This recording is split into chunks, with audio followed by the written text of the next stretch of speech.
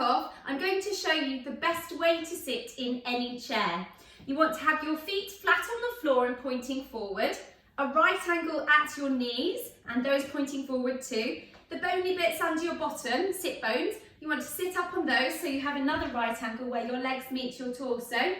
You want to have your ribs over your hips, so not pushed forward, that puts a bit of pressure on the lower back and not way back there, but just in the middle.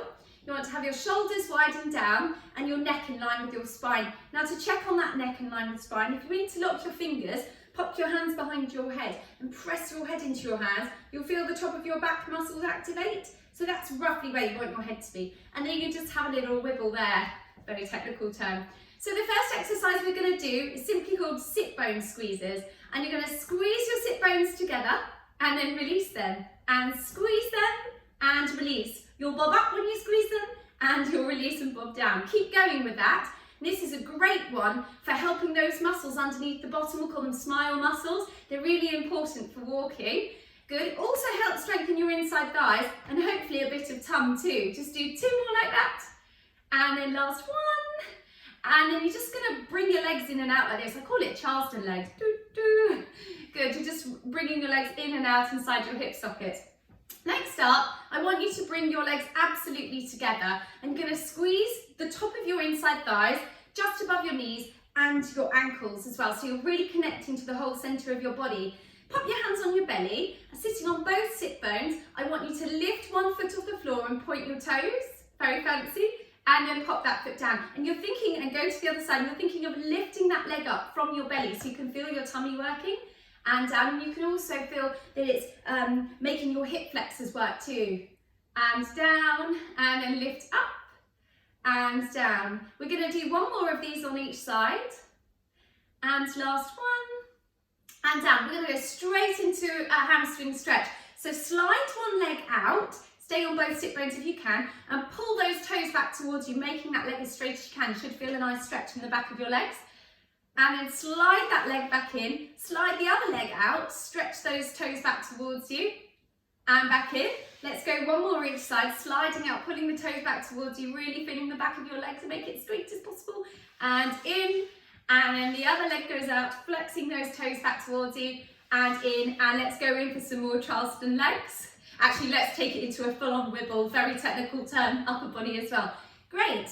We're going to move on to the shoulders now. Give the back of your armpits a bit of a tap. That's where we're going to move from. So you're going to push your shoulders, your arms up to your ears from where you just tapped. Take them back and melt them down your back. Push them up, take them back and down. Then we're going to go back, forward, up to the top and forward and back, up to the top and forward and have a wiggle. Next, we're going to move our head. So I want you to imagine that you've got a collar on, so all 4 sides of your neck are the same length. And you're going to look to your right and rotate your head. And then come back through centre, look the other way and rotate your head that way. And try not to let the shoulder go with you. And come forward and only go as far as you can. Sometimes if we've got quite a tight neck, then it's tricky to get very far. But you don't want to push it so that you're in pain. And come back to centre and round to the other side and centre. Now pretend you've got a pen on your nose. You're just going to draw tiny circles with your nose. And if you can, draw them with your eyes as well, because then it doubles up as an eye exercise too. I find that very tricky. And go the other way with the circles. Good. And come to centre and have a wibble. Next up, we're going to move our spines. So you can either have your hands back here, but if that's not available to you, you can keep your arms down by your side. I'm going to put mine back here, so interlock the fingers, press your head into your hands, staying on both sit bones. You're going to lift up and away from your waist to side bend over to one side, and then lift up from your waist to bring you back centre. You're trying to make as long a curve as possible, not a compressed one. So you're lifting up and away. Good, and keep it small, and lift up and away. And back to centre and lift up and away.